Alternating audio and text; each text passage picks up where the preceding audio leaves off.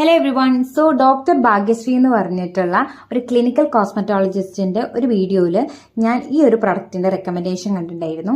ഇത് lips lightening ക്രീമാണ്. ഒരു ഫാർമസി പ്രൊഡക്റ്റ് ആണ് ഇത്. നമ്മുടെ ലിപ്സിലുള്ള പിഗ്മെന്റേഷൻ പോക്കാനുള്ള ഒരു പ്രൊഡക്റ്റ് ആണ്. എനിക്ക് ലിപ്സ്റ്റിക്ക് യൂസ് ചെയ്തിട്ട് നല്ലപോലെ ലിപ്പിൽ പിഗ്മെന്റേഷൻ വന്നിട്ടുണ്ടായിരുന്നു.